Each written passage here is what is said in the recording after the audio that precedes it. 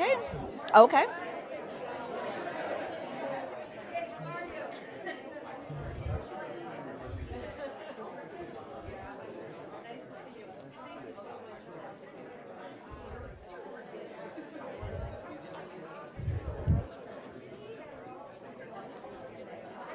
Okay. All set? Okay.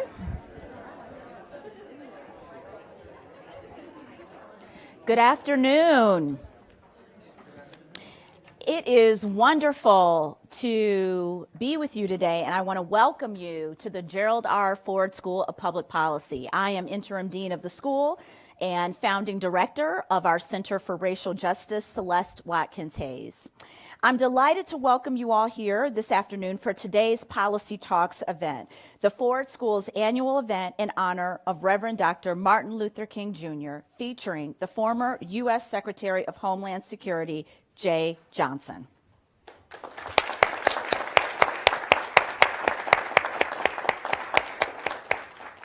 It's exciting to see so many members of our Ford School community gathered here and to welcome many of you from across the campus and beyond who I know are tuning in virtually. This event is part of the University of Michigan's annual Reverend Dr. Martin Luther King Jr. Symposium, one of the largest university celebrations honoring the life and work of Dr. King. This year's symposium theme, The Revolution of MLK, From Segregation to Elevation, explores Dr. King's activism after 1964, highlighting the evolution of King's primary focus on segregation to a broader, more radical and revolutionary platform that included health, economics, and education. Like Dr. King, our guest speaker today is a graduate of Morehouse College and HBCU in Atlanta, as we know, and Columbia University, where he earned his law degree. Now in private practice in New York City, Jay Johnson served as U.S. Secretary of Homeland Security under President Obama and earlier as General Counsel of the Department of Defense in the administration. He remains a regular commentator on NBC, CBS, MSNBC, CNN, Fox, and Bloomberg TV. Secretary Johnson will kick off today's event by reflecting on the life and legacy of Martin Luther King Jr. and what that means to him as a fellow Morehouse alumnus. Following his remarks, we'll sit down for a conversation alongside some of our faculty experts here in the front row, John Chichori, and Chen Lin, and Javed Ali, to reflect on questions submitted by the Ford School community. With that, I ask you to please join me in welcoming today's special guest, Secretary Jay Johnson.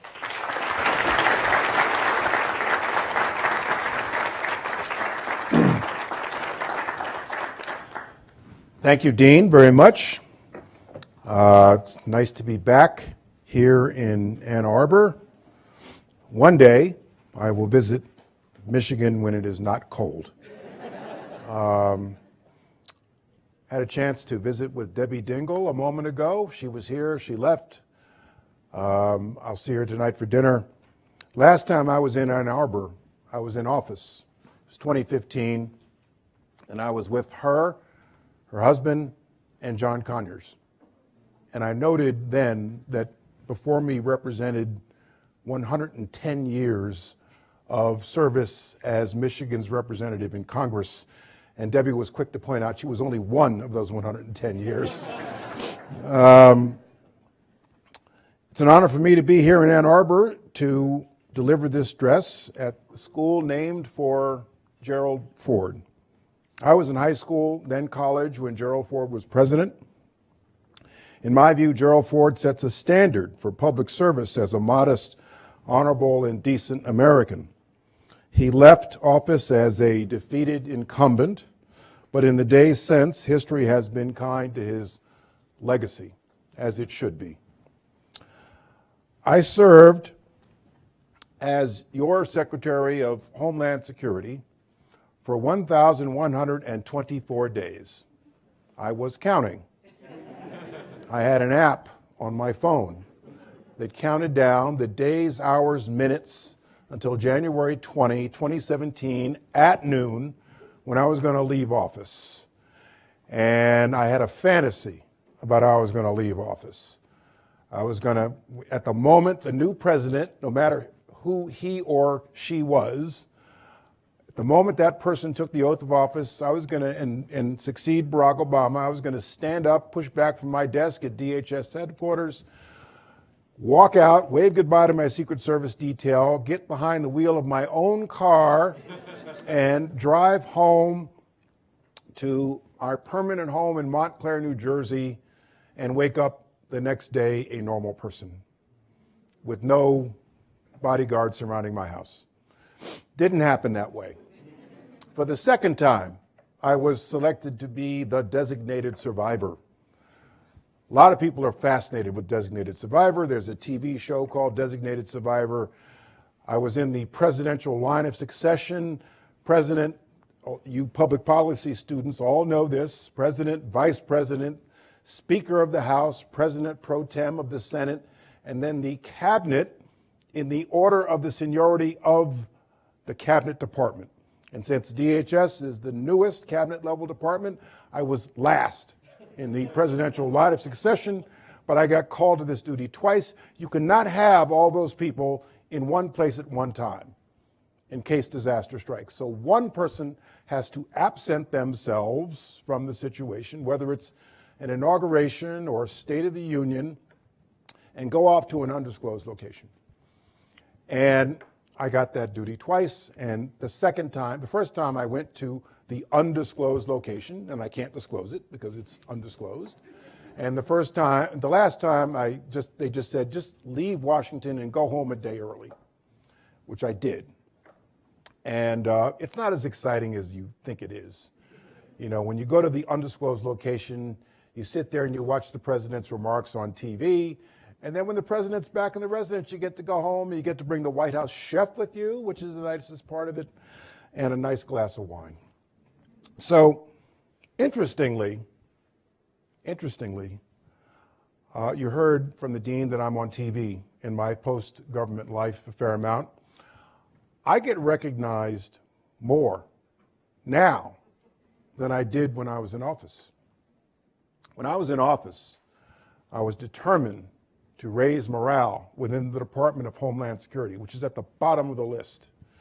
And I was going to raise morale if it killed me. In 2016, my last year of office, I even went to BWI Airport and I literally put on a TSA uniform and worked the line with the TSA officers at BWI, past the bins, the grumpy passengers, have a nice flight, yeah. And no one recognized me. No one. Not even most of the TSOs recognized me. I thought by, working with them, passing the bins with them, I would raise morale. I had to tell people, do you know who I am? And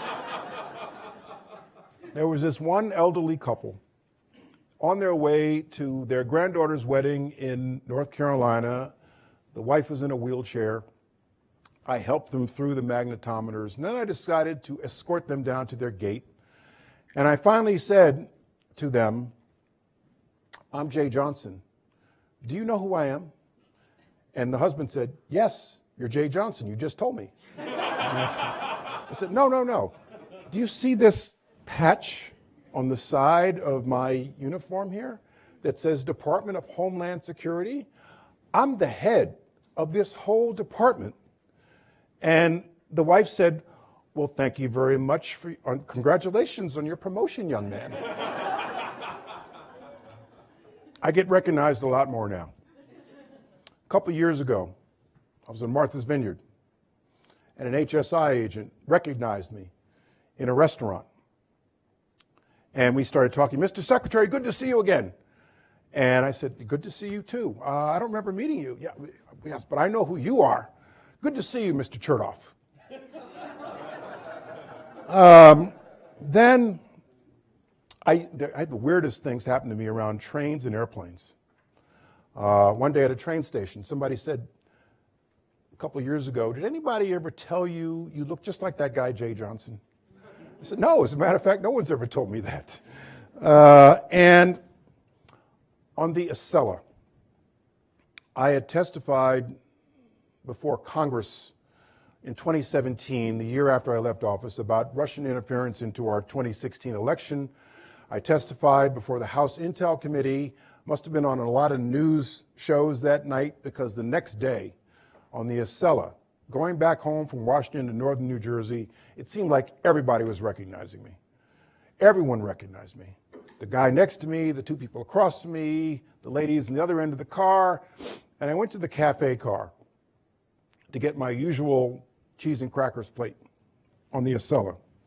And the line was very long, and this lady, two in front of me in the line, looked at me like that. And she takes out her iPhone, and I could see she's queuing up the camera function on the iPhone. And she approached me, and she said, and I was wearing shirt sleeves, and I was wearing these cufflinks that I got from the White House. And this lady said, "Sir, I'm from the United Kingdom, and my son back in the United Kingdom admires you greatly and admired all the wonderful things that you did in office." You know where this is going, right? Okay. And it would be a great honor to me if I could have a selfie with you that I could show my son. And I was so touched. I was so flattered. I said, "Of course we can have a selfie." And she took the selfie, and she turned around and she said, "Thank you, Mr. President." And then my absolute favorite, I was at Reagan National in October 2021, and I was flying from Reagan National to a family reunion in Bristol, Virginia. You know, to get from one place in Virginia to another place in Virginia on an airplane, you got to go through Atlanta and change.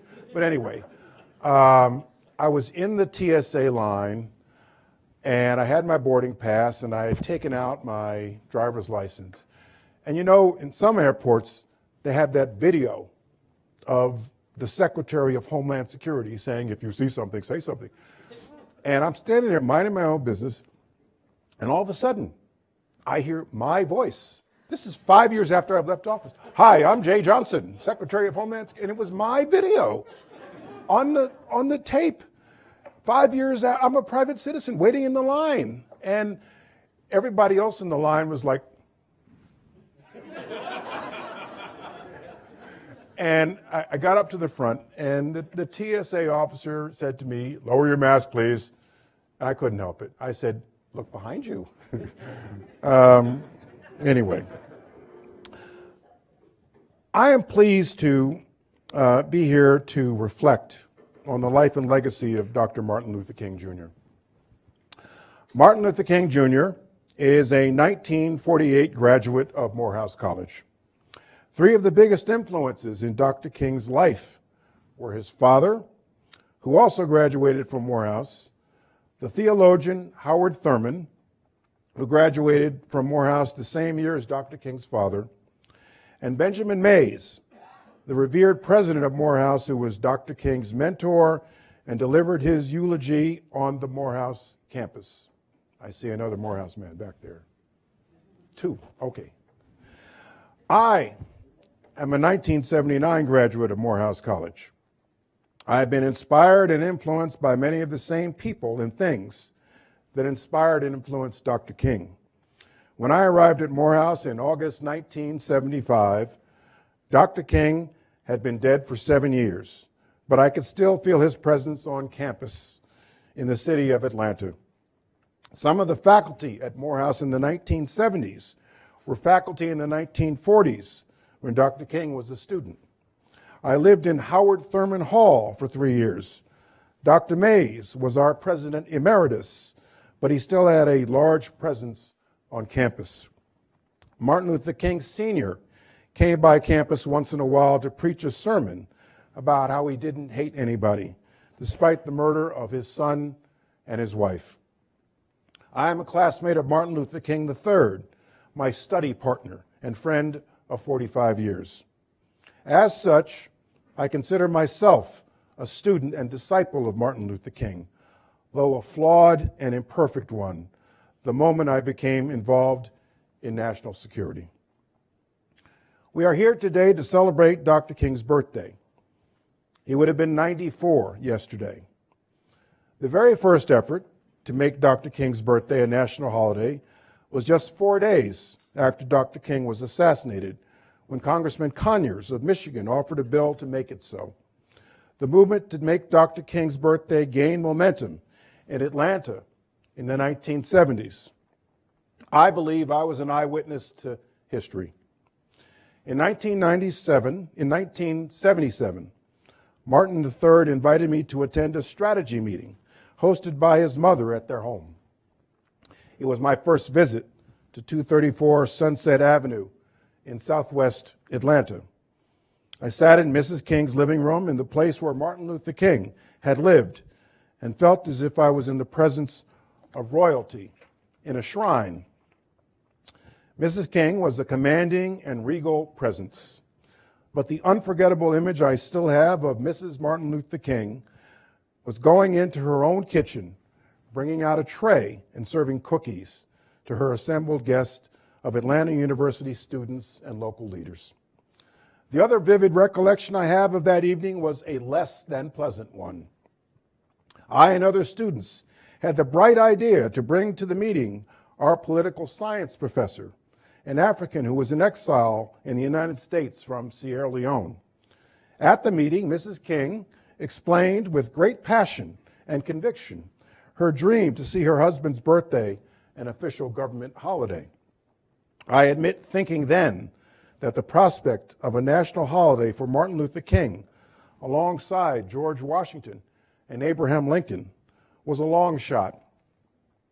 But no one in the room dared disagree with Mrs. King, except my political science professor. Mrs. King, I do not think that your husband's birthday should be a national holiday. What are black people going to do that day? They will simply barbecue.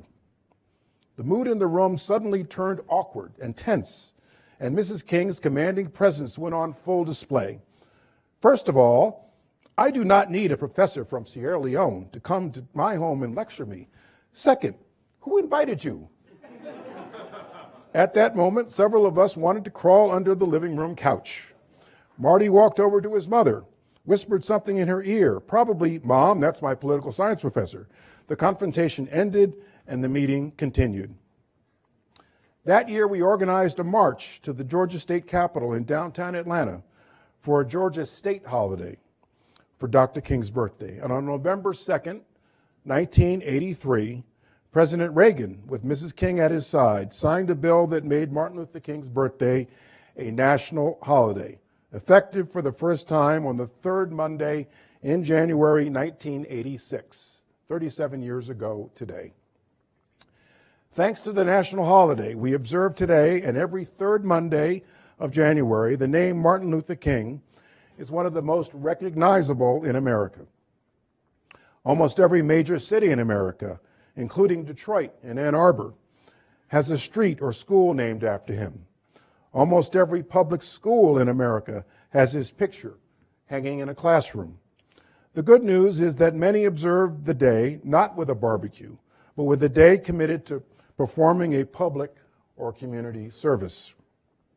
However, the reality is that much of our country has forgotten what Martin Luther King actually challenged us to do, particularly in the last 2 years of his life. In this year, 2023, Dr. King has now been dead far longer than he was ever alive, and the great majority of Americans alive today were born after April 4th, 1968. For some of us, now well into our 60s and older, Dr. King is still a contemporary figure. For most of us, Dr. King is a figure consigned to history, like George Washington or Abraham Lincoln. In the 55 years since Dr. King was assassinated, his legacy has been airbrushed and morphed into one with which almost no one would disagree. Ask Americans, young or old, what words we most associate with Martin Luther King, and they cite the 4 words, "I have a dream."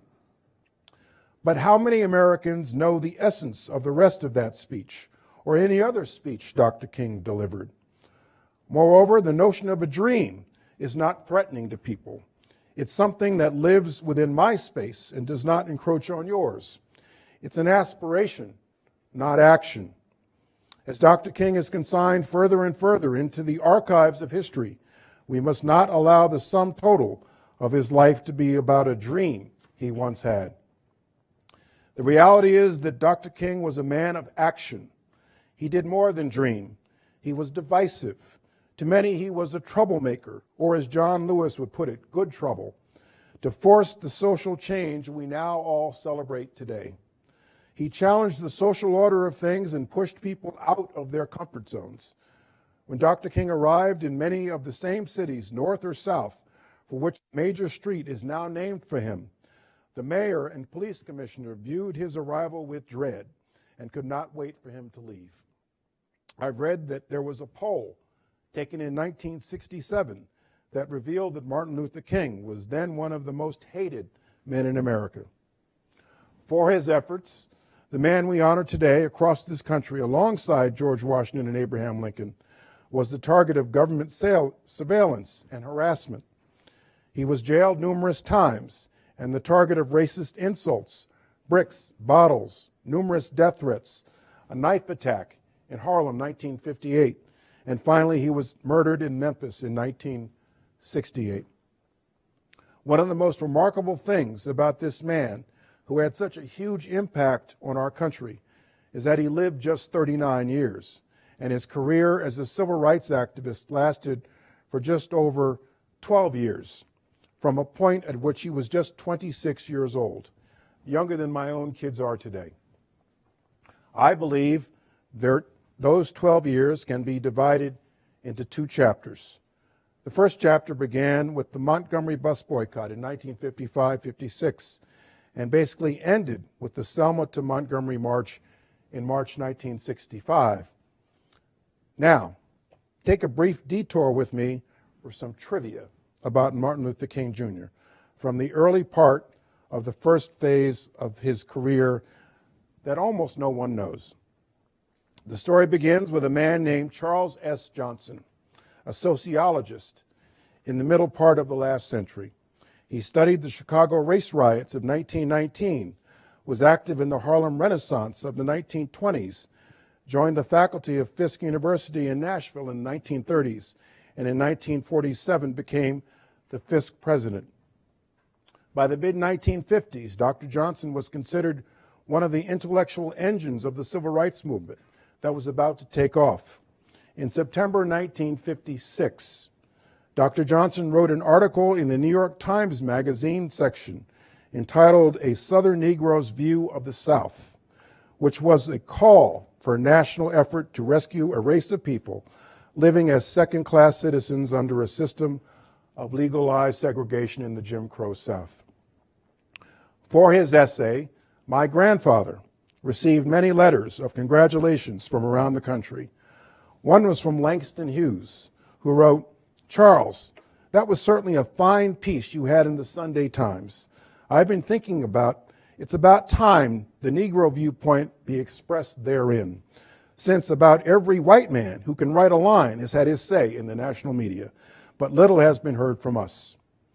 Another was from the 27-year-old pastor of the Dexter Avenue Baptist Church in Montgomery, Alabama, the original of which I found in my late father's papers. Dear Dr. Johnson, this is just a note to say I have read your article, which recently appeared in the New York Times. It is the best statement that I've read in this whole area. You evince a profound grasp of the whole subject. I am sure that the more this article is read, it will bring about a greater understanding of the Negro's point of view as he struggles for first-class citizenship. And then here's my favorite line. You combine in this article the fact-finding mind of the social scientist with the moral insights of a religious prophet. Sincerely yours, M.L. King Jr., Minister. This letter is dated October 11th, 1956, in the 11th month of the Montgomery bus boycott that Minister King was leading at the time. During this first phase of his career, from 1955 to 1965, King focused the nation's attention on racial discrimination that could be ended by changes in law. The Montgomery bus boycott ended with a Supreme Court decision. The demonstration in Birmingham and the March on Washington in 1963 led to the Civil Rights Act of 1964. The Selma to Montgomery March led to the Voting Rights Act of 1965. Equal access to buses, pools, lunch counters, movie theaters, jobs, and the ballot box. But after Selma, Dr. King did not stop. He began the second phase of his career to take on the challenges that could not be remedied by simple changes in law. From about 1966 to the day he died in April 1968, Dr. King devoted himself principally to two very ambitious agendas: fighting poverty and promoting world peace. In 1966, King and his wife and 4 kids literally moved to Chicago and rented an apartment there. While there, he shoveled garbage to demonstrate the need for better living conditions in urban America. In the final months of his life, Dr. King devoted himself to the grand plan for a Poor People's March on Washington. On January 15, 1968, his last birthday alive, he presided over a meeting in the basement of his church in Atlanta and talked about a grand assembly of Black Americans, Native Americans, organized labor, and Appalachian whites that would converge on Washington later that year to demand that the richest nation on earth address the poverty in its midst. On the final weekend of his life, Dr. King delivered a sermon in which he reminded us that, quote, every American is endowed by his Creator with certain inalienable rights, among those the right to life, liberty, and the pursuit of happiness. But if a man does not have a job or an income, he has neither life, liberty, nor the possibility for the pursuit of happiness. He merely exists. On the final day of his life, Dr. King was in Memphis, Tennessee, not to lead a civil rights march, but to support a garbage workers' strike. On the final night of his life in Memphis, Dr. King delivered one of the best-known speeches in which he predicted his own death, the famous "I've been to the mountaintop" speech. What is less known about that speech is that it was largely an address about economic power and the effectiveness of an economic boycott. The most controversial and difficult stance Dr. King took during the final year of his life was against the war in Vietnam. Other civil rights leaders turned on him, urged him to remain silent on the issue, and not to alienate President Lyndon Johnson, their best and most powerful friend on civil rights. But Dr. King said that he had been fighting segregation too long to segregate his moral concerns. Martin Luther King hated violence. He preached the inherent insanity of all wars. He believed that violence is a descending spiral, begetting the very thing it seeks to destroy, and that returning violence for violence multiplies violence, adding deeper darkness to a night already devoid of stars. An eye for an eye leaves everybody blind, he said. So, beginning in April 1967, in a speech at Riverside Church in New York City exactly 1 year before he died, Dr. Martin Luther King, the Nobel Peace Prize winner, made impassioned pleas for ending the war in Vietnam. From the gospel song, "Down by the Riverside," Dr. King repeated the line, "I ain't gonna study war no more." In the final days of his life, his friends report that Dr. King had become disillusioned and depressed. I've heard that a day or two before he was assassinated, Dr. King telephoned his church secretary and told her that he intended to deliver a sermon next Sunday entitled, "Why America May Go to Hell." The great irony of today is that Mrs. King's dream of a national holiday for her husband has become reality. Meanwhile, Dr. King's dream of a world at peace with itself has not. War goes on, poverty persists, racism persists, but America has not gone to hell. Some of our finest moments as a nation occurred after Dr. King's death on April 4th, 1968.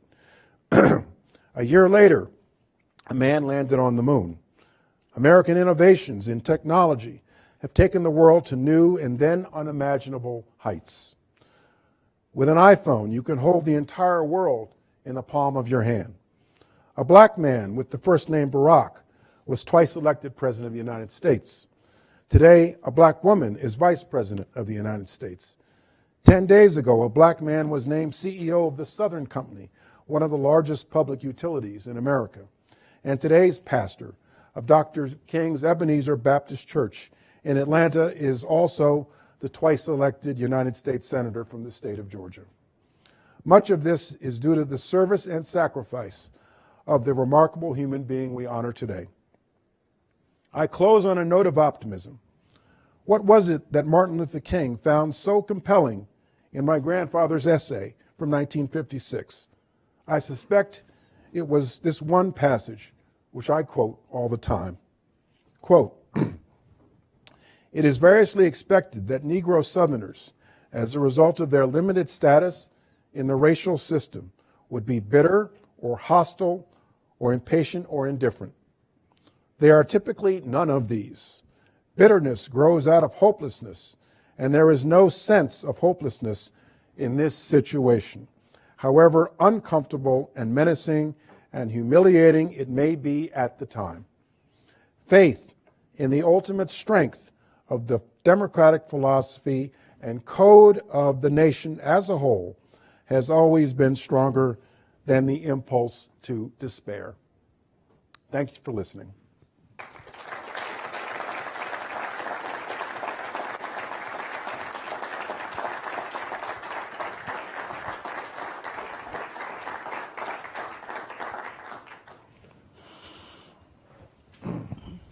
Thank you so much Sure. for those remarks. Thank you for being here. Cross-examination. Cross-examination. A couple of questions for me, and then I'll turn it over to my colleagues. And my first one is this. So King's words are often used in policy conversations. So quotations from him are often used to justify policy decisions and positions, or On both sides of the political on debate. both sides of the political debate, or to offer policy critique. People often invoke King. So I wonder if you can comment on the rhetorical aspect of our policy debates in which King is frequently invoked and deployed. It goes back to what I said in my remarks. I think his legacy has been airbrushed, and I think that history and those who quote him today have strategically selected things that he has said for their own purposes, without appreciating the sacrifice and the danger that he went through to push us to a better place, to redeem the soul of America, as he liked to say. And, you know, as I said, for that, he was jailed, the subject of numerous death threats. He was attacked, bricks, bottles, a knife, and then ultimately murdered. He's been dead 55 years. He lived only 39. People are able to pull out of his speeches from just 12 years to, you know, cite in support of almost anything. And I think that one of the reasons that I delivered this, and I've given a version of this before about 10 years ago, and I know others do this, to point out that Dr. King was about more than just words and more than just a dream. He pushed us in out of our comfort zones, and very often, as I said, mayors and police commissioners didn't want him in their city because he knew he would stir action and make things uncomfortable. So you're right. He's quoted all over the place. He's quoted on the right. He's quoted on the left. Sometimes for things that he could not have possibly fathomed.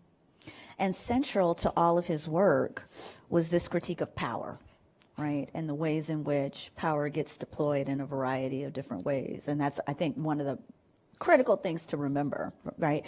So I wonder, I was so struck by your comment. But even, I think his own view of power evolved. Yeah. Early on in his career, it was a plea simply like, give us the ballot. And toward the latter part of his career, I think he recognized that really difficult change comes about through not just a plea, but an insistence, like economic boycotts. And in the last speech of his life, the night before he was killed, I talked about how he talked about the importance and the power of an economic boycott. He literally listed companies that people in Memphis should boycott because they were not doing what they needed to do. Wow. So one of the things that I think is so impressive about what you had to say is the nuance that I heard in your words and your own kind of grappling with power. And I was so struck by the comment, I consider myself a student and disciple of Martin Luther King, though a flawed and imperfect one, the moment I became involved in national security. So can you unpack that for us further, especially given the obvious and more subtle tensions between institutions like the Department of Defense and Department of Homeland Security and King's critique of state power, both here and overseas, and then your own kind of biographical intersections with King. Can you unpack that for us? Yes, I'll unpack this one, yes. By the way, one of the things I do in private life is law is my day job, and I have hobbies. One of my hobbies is I have a radio show. There's a local jazz station in Newark, New Jersey called WBGO. It's public radio, and on weekends it's classic R&B. And a couple of years ago, they gave me my own show on Saturday mornings from 8 to 10, once a month, 88.3 FM or WBGO.org. And they said, I don't care what you call it, just as long as it ends with the words "with Jay Johnson." This past Saturday, and I have an interview every show. This past Saturday was Andrew Young. I got 91-year-old Andrew Young to give an interview. And he said something very interesting. See, Dr. King was an activist for a cause. But he said even in charting a course for your activism, sometimes you have to consider multiple different things and steer a middle course. He said that in the debates internal at the SCLC, and he's probably one of the last people alive who can talk about this, he would have the younger, more radical people, and he referred to those, sometimes you get freedom high, who wanted to change the world in 15 minutes, and Andy Young was the conservative in that discussion. And one time, he said they were talking about a march someplace in Mississippi, and the younger radicals said, let's go, let's go, let's go, we got to do this. And Andy Young said, yep, I agree, let's do it. And he said, Martin got really mad at me. He said, let's take a break. Andy, meet me in my office. And he yelled at him. He said, you can't do that. You have to be on the other side so I can come down the middle. And so even in activism, there's a range of considerations. We all remember Bloody Sunday. And we all remember that a couple of Sundays later, the civil rights marchers came back with Dr. King and marched all the way to Montgomery. What we don't always remember is that there was a middle march where they walked across the Edmund Pettus Bridge, and the federal judge, hearing the case about the march, had not ruled yet, so King literally turned the marchers around and walked back across the Edmund Pettus Bridge and did not have the great confrontation that so many of the marchers are ready to have. We're here to fight. We're here to resist. And they were ready to put their bodies on the line, and he turned them around, and a lot of people were angry at him for doing that. But his thinking was, I cannot defy a federal court order. I'm going to wait for this court to rule. I'm going to wait for Judge Johnson to rule. And so there are a range of considerations that go into that, which brings me to the answer to your question. So particularly in an area like national security, decision-making, policy-making involves not just acting in alignment with your personal convictions and personal preferences. There are a range of considerations that go into national security and homeland security, enforcing our laws, public safety, counterterrorism, getting the bad guys in Afghanistan and in places like Yemen and Pakistan, and trying to do the best consistent with your own personal convictions. There were several times when, based solely on my personal convictions, I said no to something, or based solely on what I believed to be not consistent with the law, where I said no to something, even though it was a really important thing that we wanted to do, but I didn't think it was legal. But most of the time, there's a range of factors that go into policy making at the highest levels of our government. I gave a commencement address at Georgetown on this in 2016 about the factors that go into national security and government decision making. And so the reason I say I'm an imperfect disciple, Dr. King believed in the inherent insanity of all wars. And while I was the senior legal official for the Department of Defense, we were fighting 2 wars. And part of my job was to opine on the legality of specific counterterrorism actions, i.e., is it okay to go kill this terrorist? Is it legal? And that was part of my job, to sanction counterterrorism. That would be inconsistent with the belief that war is inherently insane. So that's why I say I'm an imperfect disciple. But I accepted that the moment I got involved. Yeah. And the ways in which you navigated that and the complexities around that, really fascinating.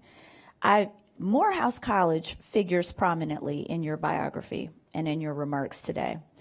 And you talked about your grandfather, renowned sociologist Charles S. Johnson, who was president of Fisk, another HBCU, Vice President Kamala Harris, graduate of Howard, Senator Raphael Warnock. Yeah. For the Howard graduates in this room, the Vice President likes to refer to Howard as the Mecca. I'm sorry. Morehouse Spelman is the Mecca. Okay? Let's just clarify and we that. have some Spelman and Morehouse people in the room. Okay, all right. Spelman alum the gate as well. between Morehouse and Spelman is the Mecca, all right?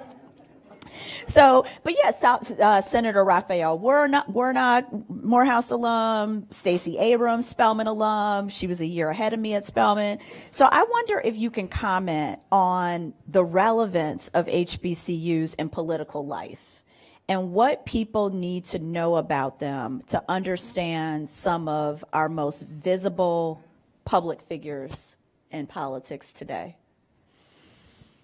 Well, Morehouse, for me, I'll speak for myself, made me who I am today. I came into Morehouse a D student, and I left an A student. The energy and the ambition and the dedication was contagious. I could not help but become an A student at Morehouse. And going to an HBCU, an all-male HBCU, with the all-female HBCU across the street, over there, really, during my formative years, really made me who I am today. Helped me get my head together about a lot of things. And then I remember a graduation. Maybe it wasn't mine, it was somebody else's, but it was a Morehouse graduation. Maybe you heard it too. The speaker said, for the rest of your life, you're going to look for situations to replicate the brotherhood that you experienced here at Morehouse, whether it's the barbershop, the church. You probably know, you understand what I'm talking about. And that's true. You know, my fraternity meetings, hosting a radio show, classic R&B, whatever. And that stays with you for your entire life. But interestingly enough, my experience at Morehouse College has better enabled me to navigate the white world, because it was a 4-year opportunity to find out who I was, separate and apart from being the minority in the room all the time. And people often say HBCUs aren't the real world, but they prepare you for the real world, and they are the real world. Yeah. I wonder if we can take some questions from our faculty. Javed, let's start with you. Secretary Johnson, thank you so much for being here. By the way, the worst thing I ever did at Morehouse College. What was it? The food at Morehouse College in the 1970s was terrible. We had these little trays with compartments, and somebody with a glove would reach into a vat of food and stuff it into little compartments, and there was no seconds. There was no seconds. And one Sunday, the kitchen staff, you know, when it snows a ½ inch in Georgia, the entire state shuts down. So it snowed a ½ inch. The kitchen crew didn't come in. So a group of us, who shall remain nameless, except me, obviously, commandeered the kitchen and took over and cooked all the food in one day. There was a 10-minute break between brunch and dinner. And we cooked all the food. That was 45 years ago, so I think I'm in the clear. Wow. Yeah, I think what'd you learn from that experience, though? I learned that, I mean, to be blunt, I learned that 1,000 black men can eat a lot of food. And Morehouse was feeding them on a shoestring, right? Right. Yeah. Yeah. But if you unleash us, we can eat a lot of food. Yeah. Yeah. Secretary Johnson, thank you again for being here. I know we spoke a little bit this morning, but just for the benefit of the rest of the room, my name's Javed Ali. I'm an associate professor of practice here. I've been teaching here And since DHS alum. Yes, teaching here since 2018, but prior to that, I served in a number of different roles we talked about, to include being at DHS at the ground floor when the department was being stood up, and I didn't have the privilege to serve under you, but I was there when Secretary Ridge and Secretary Chertoff were there. So my question is, now that we're coming up on the 20-year anniversary of the department and your time there from 2013 to 2017, where do you think the department's going to go in the next 20 years? And can you try to catalog what do you think has worked well for the department, and where do you think it needs to do better going forward? So I'm going to answer that question, and I'm going to answer what I think is going to be your next question in one answer. DHS was created in the aftermath of 9/11 on the realization, and counterterrorism was the cornerstone mission, on the realization that we needed a Ministry of the Interior like a whole lot of other governments have.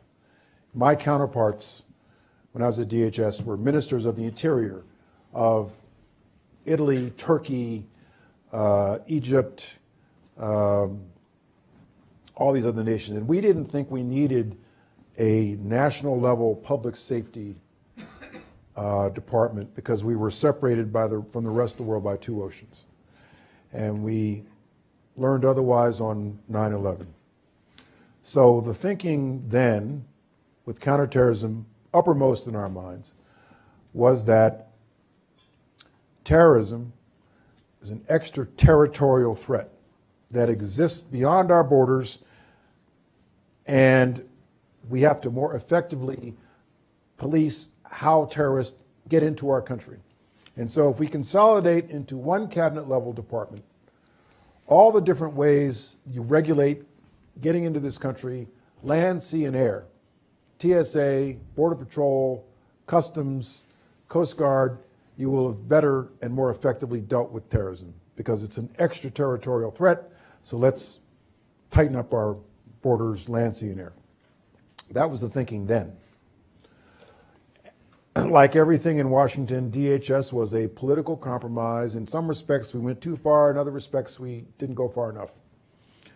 Meanwhile, two things have happened. The terrorist threat to our homeland has morphed. It is no longer, the ADL tracks this, most acts of terrorism in this country are domestic based. They're not foreign directed or foreign inspired by a foreign terrorist organization. And there are not a whole lot of, as you know, there are not a whole lot of DHS cops running around the interior looking for terrorists. That task has fallen to the FBI.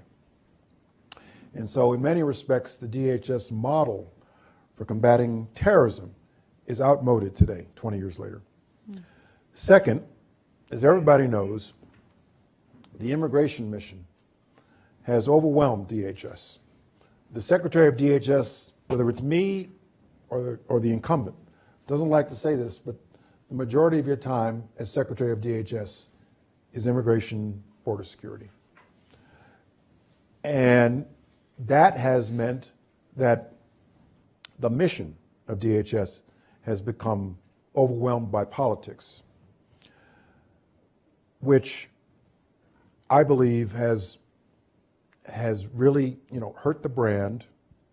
The Department of Homeland Security should be an apolitical entity. Aviation security is an apolitical entity. I believe border security should be an apolitical thing. You have to balance a whole bunch of competing values, obviously, but border security, maritime security, cyber security should be apolitical in this country, as it is in most other countries. Now, one of the things that I think, and when I got to DHS 9 years ago, I was shocked at how immature our bureaucratic structure was. We didn't have, I'd come from the Department of Defense where the bureaucracy is very mature, so mature that it becomes intractable. And hard to make change. But the acquisition process, the budget process was very stovepiped and very immature. And so I spent a lot of time on basic management reform, including raising morale. So the bureaucratic structure lacked maturity then, and I fear that not a whole lot of work's been done since that time. And the one thing that we've done well is CISA, the new Cyber Security and Infrastructure Security Agency that I pushed to create. Didn't happen on my watch. It happened in the last administration. Chris Krebs was the first director. Jen Easterly is the director now. And I think CISA is off to a good start. CISA is a part of DHS. We need a cybersecurity agency in this government devoted to cybersecurity, and I think they're off to a good start. And they're building a lot of credibility with the private sector, building good private partnerships.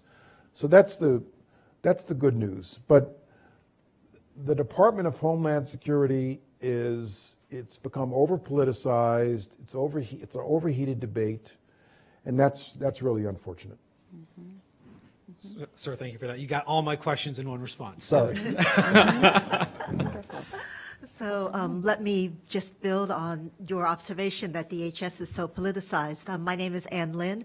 I'm the Lieberthal-Rogel Director of the Center for Chinese Studies at the University of Michigan and an associate professor here at the Ford School.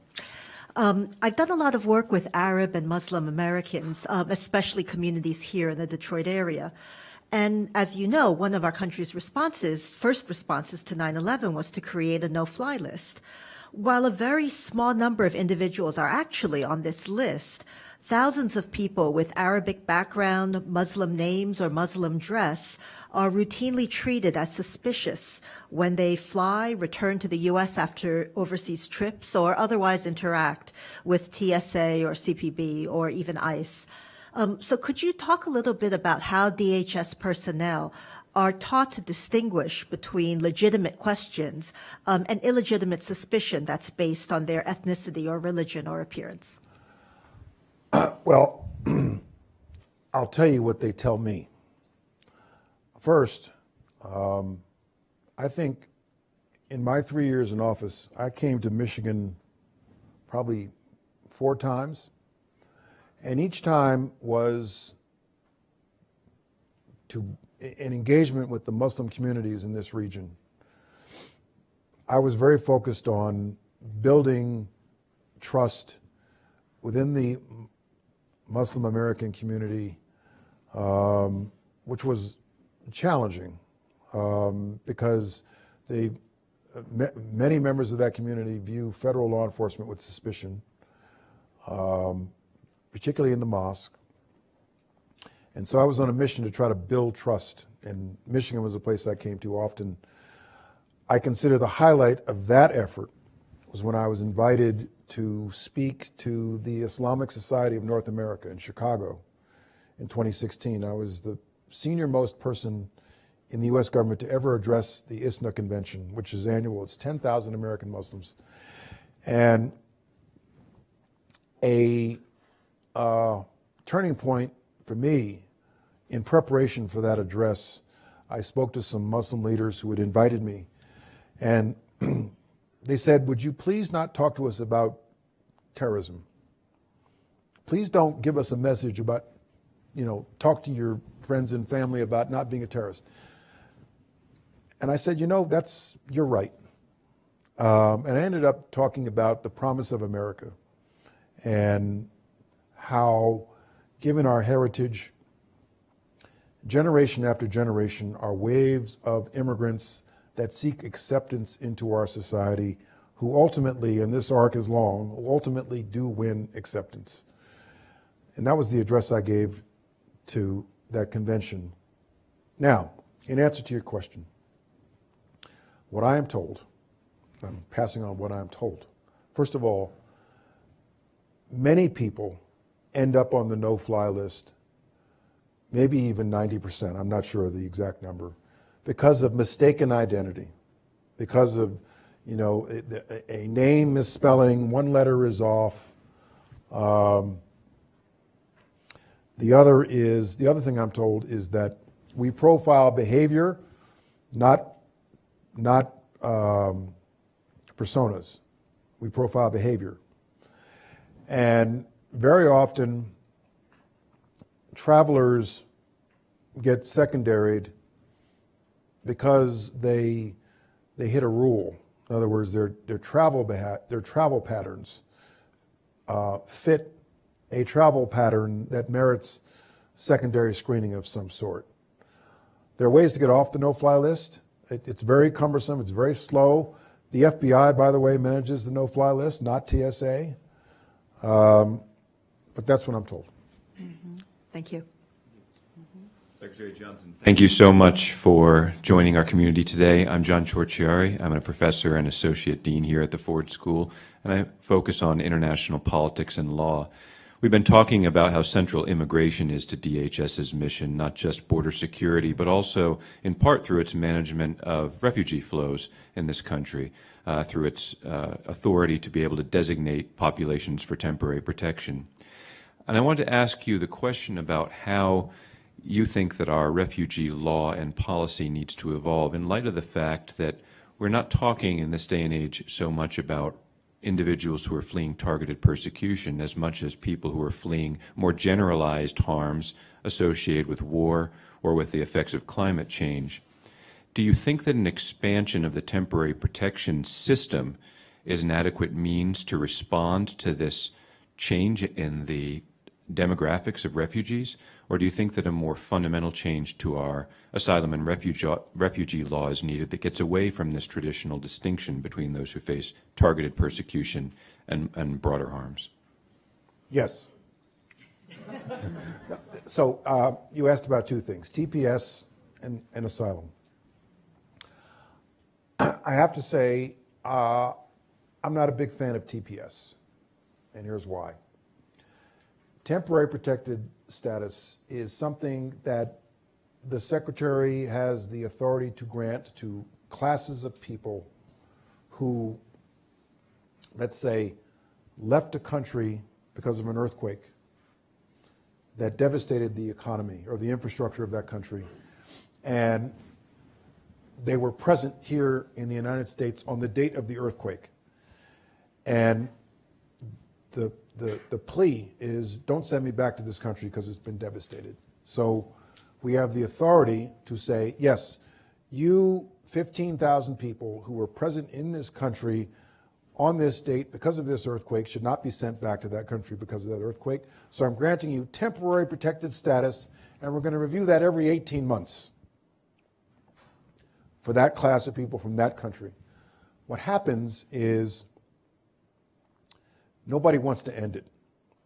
So we have TPS for classes of people going back years for an earthquake that happened in 1983. And in the meantime, we're actively deporting people back to that same country who came here 2 years ago. And so it becomes something that we invest in people and we don't want to take it off. It becomes very hard to take it off. It ends up being, status in perpetuity. So it's not the right fit. It's not the right model. The asylum laws. So the current state of asylum law in the U.S. does not fit the current environment. As you know, the asylum laws are intended for those fleeing some form of persecution. Most migrants on our southern border flee Central America or Cuba or Haiti because of economic conditions. The asylum laws do not protect economic migrants. You can try to shoehorn that claim into that law, but it doesn't fit, unfortunately. It would require a change in law to make it fit. Now, can this Congress wrestle with anything having to do with immigration? Frankly, no, though it should.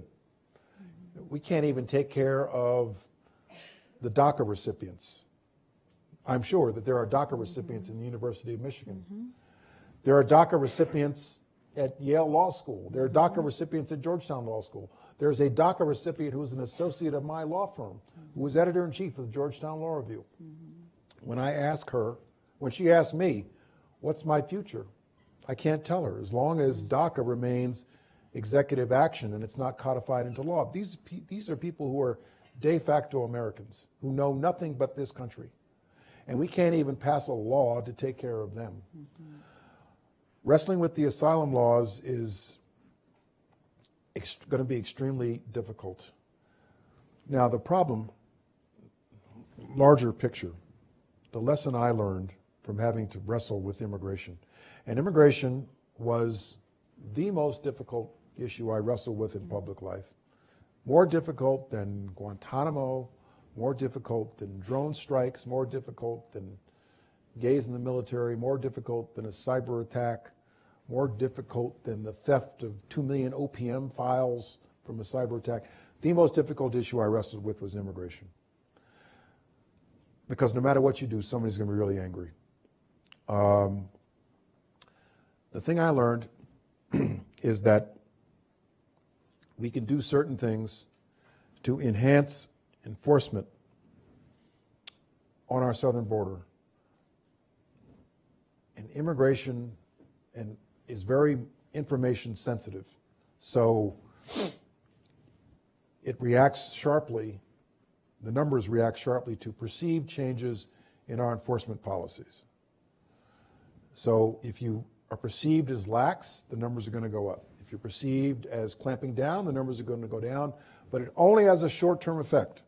The numbers always revert back to their longer-term trend lines as long as the underlying push factors in Haiti, Honduras, Guatemala, El Salvador, Cuba persist. Venezuela, as long as they persist, people are going to keep coming. The push factors overwhelm any level of defense you can throw up on our southern border. And our asylum laws, because of the length of time it takes to adjudicate an asylum claim, are a magnet. Many people don't want to hear that, but that's a reality. The push factors are the dominant factor, however. And as long as it takes 3, 4, 5 years to adjudicate an asylum claim because of the backlog and the number of immigration judges we don't have in this country, families are desperate to come to the U.S., even if it means I only get to stay for a couple of years while my asylum claim is pending. So for Congress to take the issue of asylum on would be exceedingly difficult because there'd be a lot of competing factors. Some people want to enhance expedited removal for asylum applicants. Some people will want to broaden the scope of the protection to include economic migrants. And in the meantime, the executive branch does all it can to try to do what it can to fix the system within the confines of existing law. Mm-hmm. So it's very, very difficult. Mm-hmm. We covered yours, correct, Javed? Correct. And do you have a follow-up? Sure. I'm going to tell you what I didn't tell you at lunch, which is my brother is an associate general counsel at Lockheed Martin.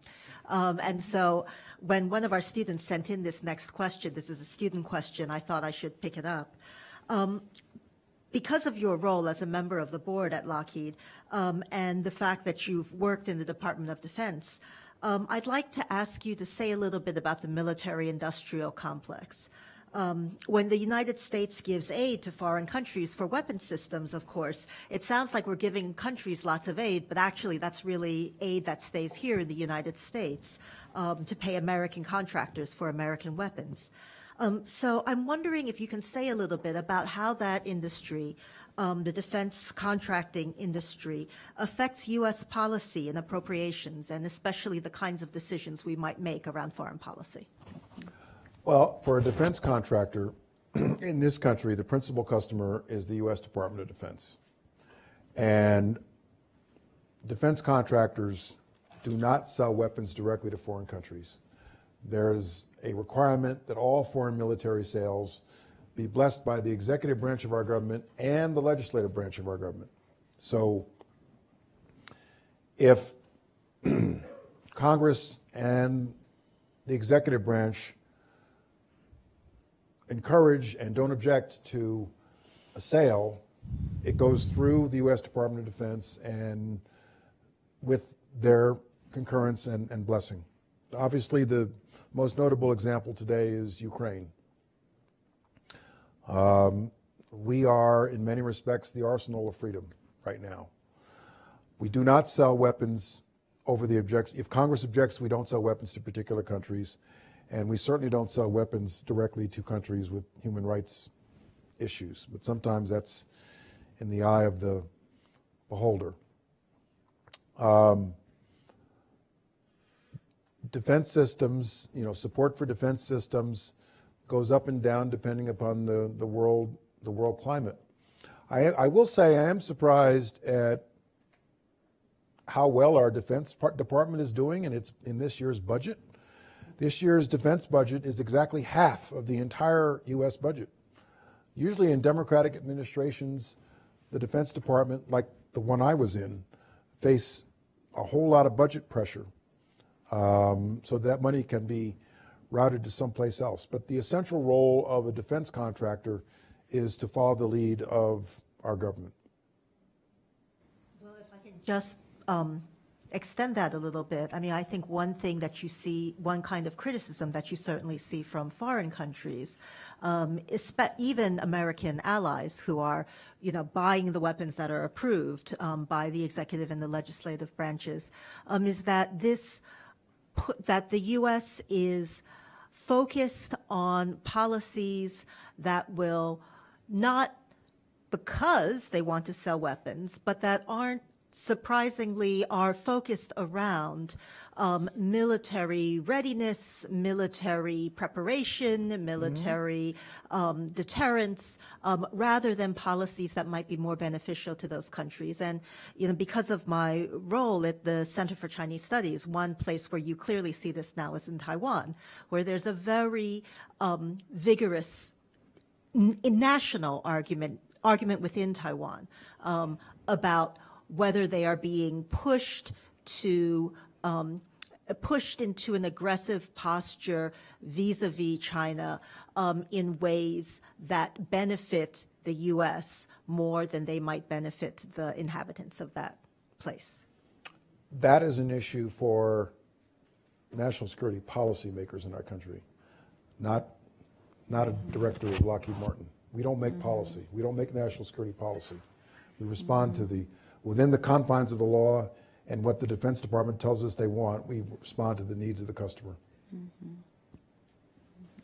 I've got another question. When we go back to Javad's initial question about A larger debate, however, if I could veer off a little bit, a larger debate, though, around defense system is AI, artificial intelligence, and some of the moral dilemmas that may be presented by AI. And I'm not sure that smart people like yourself in private life have fully awakened to the course we are on. I'll say that. Can you say more about that? No, I stopped where I stopped. You and Barbara McQuaid need to go think about that. But I will say this. There was just a story on CBS this morning, yesterday, about AI in the arts and the use of AI technology to create, people saw that, to create and replicate art. And it was striking to me that one of the founders of the company said, well, we just create the technology and put it out there, and we trust that it will be used responsibly. And hey, there are firewalls. If you put art that you created through AI on Facebook, Facebook might block it if it's heinous or violent or et cetera. So kind of assuming that the Twitters and the Facebooks of the world and the social media platforms will monitor the rails. Yeah. And I was struck by this founder's kind of lack of awareness, if you will, in terms of we've seen this movie before in terms of, well, I create the technology and we just put it out there. So right. Now that we think about it in the context of what you're talking about, do you see basically history repeating itself in terms of the same kinds of logics are informing our use of the technology and our kind of ignorance around the moral or unwillingness to see the moral and ethical dilemmas? What I'm saying is that the technology in this space is moving with lightning speed, and the awareness and the thinking around AI is not keeping pace with the lightning speed. That's what I'm saying. And we have a science The other and day, technology the public other policy night, program that responds to this.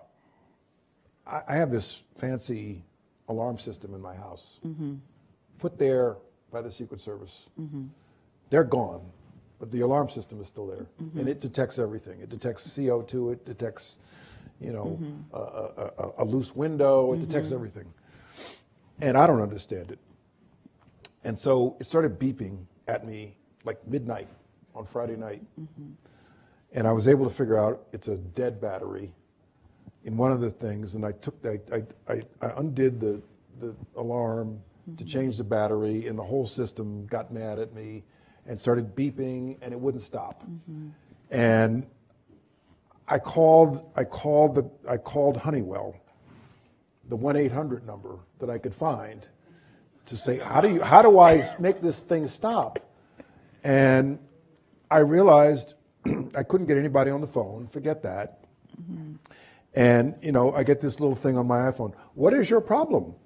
And I said, I can't make this thing stop. Oh, well, let's try this. And I realized I'm not talking to a person behind a keyboard. I'm talking to AI. I'm talking to a system. I'm not talking to a human being. Yeah. Did it help? How many of you, Yeah, how many how of did you it think stop? you're talking to a human being online and you're really talking to Right. technology? Right. Anyway. If we have any other faculty questions, I have one more question, but I'll let you. I did have one more when Javad was asking about looking 20 years forward. What are some epical challenges that DHS has to face? Climate change is on every department's list. Yes. And of course, As most of our audience probably knows, DHS sits on top of FEMA and therefore has a major role in domestic disaster response. Yep. As you know well, FEMA is often in line of criticism, both for the nature of a response, but also for equity considerations around racial and other disparities in how aid is provided. I wonder if you could walk us through what you see as FEMA's strengths as an organization as it now stands and the surrounding architecture, and what you think some of the key reforms need to be going forward to deal effectively with the greater and more frequent scale of disasters we're facing, but also to be sure that we do it in a way that's equitable to our residents. Mm-hmm. So the last poll I saw on this, which was a couple of years ago, the poll was, in what agencies of our government do you most trust? Do you have the most trust in? Do the right thing. FEMA was right up there with the U.S. military, surprisingly. But in my judgment, deservedly so.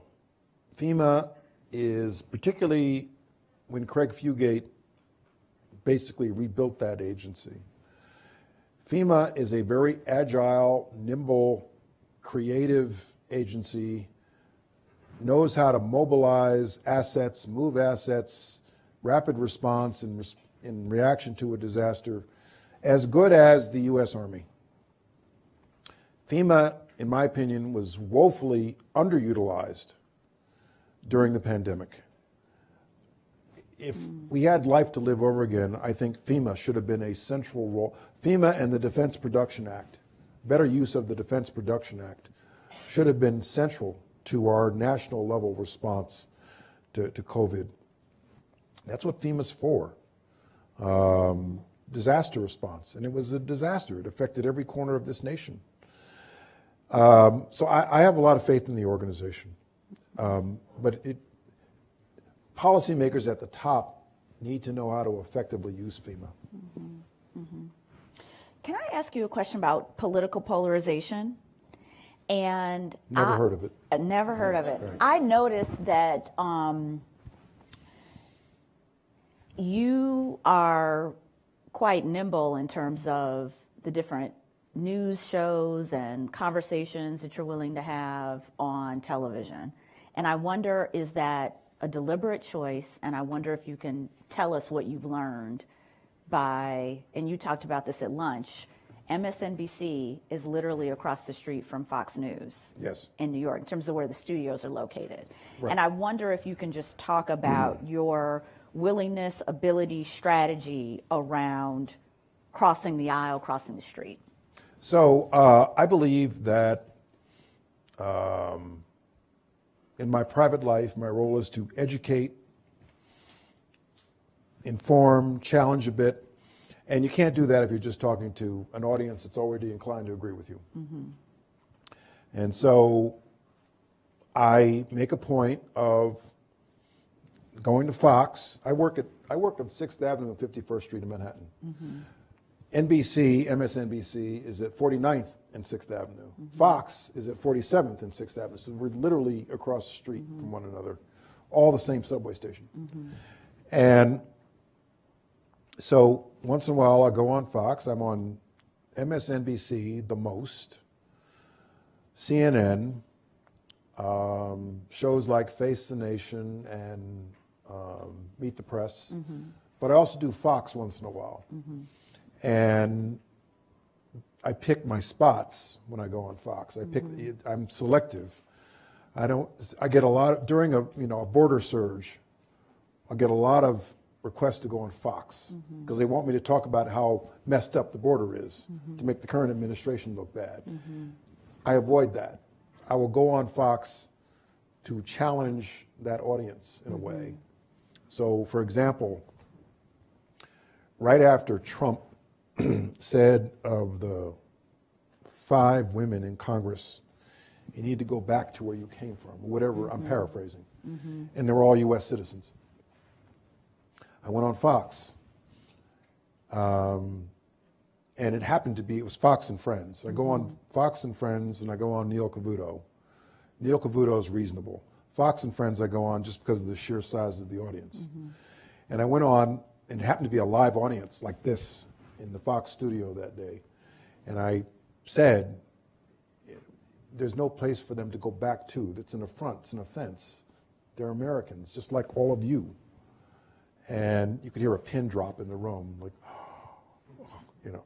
But I go on Fox to challenge that audience. The other time I went on Fox very deliberately was right after the election, the 2020 election. It was 2 days after the election, and MSNBC was just kind of hanging on the edge of their seat, waiting for Arizona to be called for Biden. And Fox, it was all dark. I was channel surfing, it was all dark. There was this garbled voice of a postal worker who says he swore that he saw ballots being backdated. And I said, oh, this is all dark.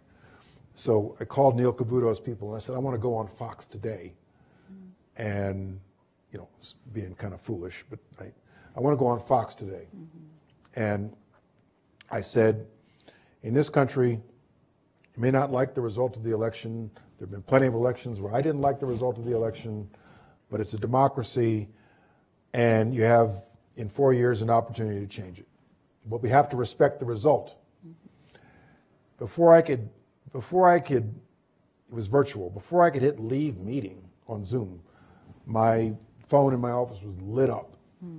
You Democrat, go back to your cave and, you know, go back to under your rock. How dare you say this? Blah, blah, blah, blah. That election was stolen. But you need to, you know, people need to hear things to challenge their points of view. So when I go on Fox, first of all, they're very nice to me on Fox. They want to keep me coming back. But when I go on Fox, I'll get some of the most offensive emails on my email, but also get some of the most complimentary. Gee, you're a Democrat and you're smart. Wow. You were so reasonable. And you're black too. Wow.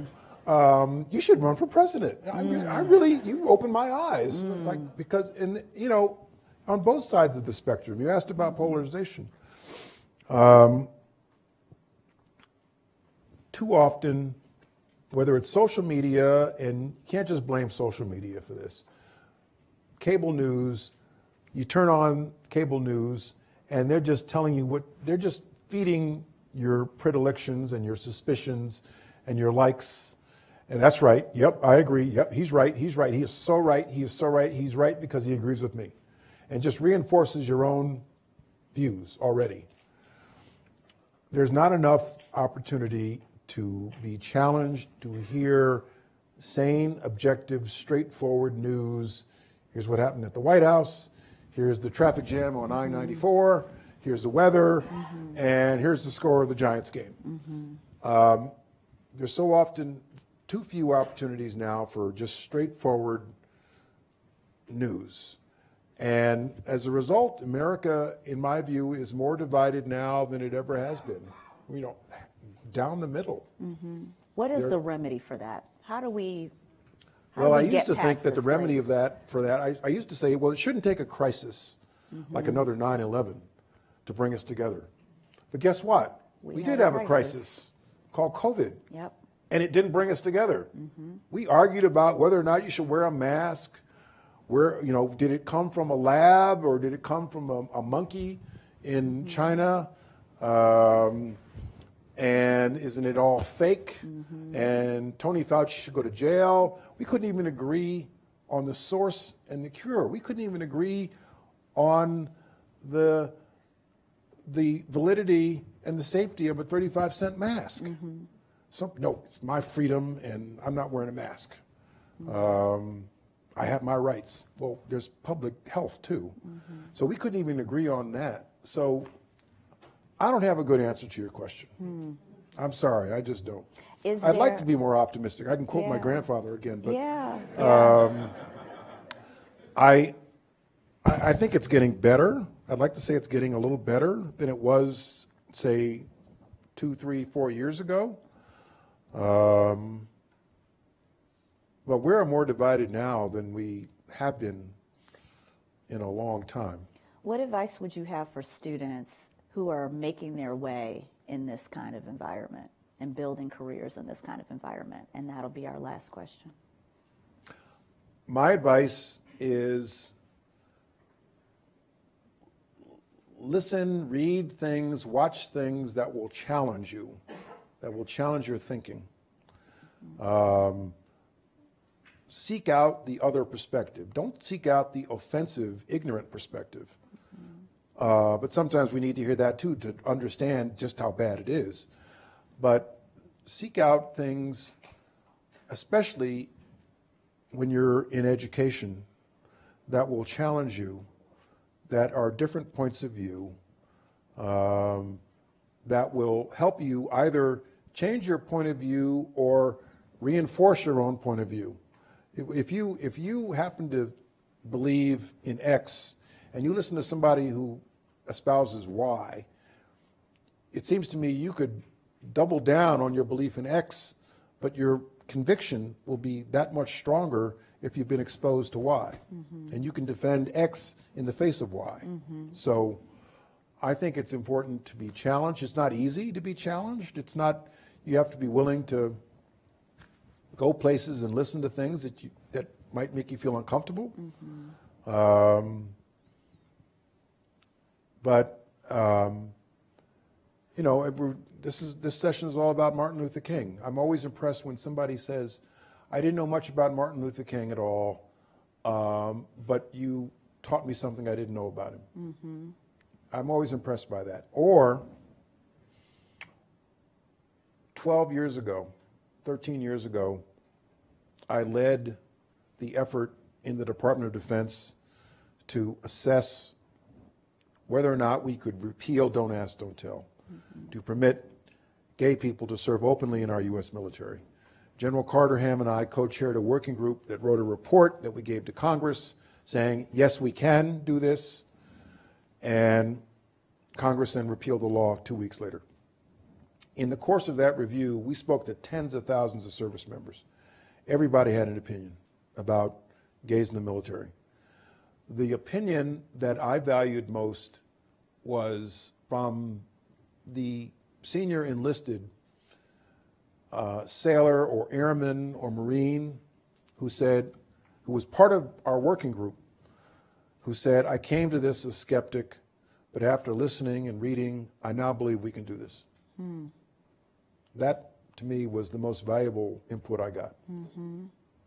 So, Secretary Johnson, this has been an amazing, enlightening, very helpful discussion. Thank you so much for being with us. Please join me in welcoming and thanking. thank you.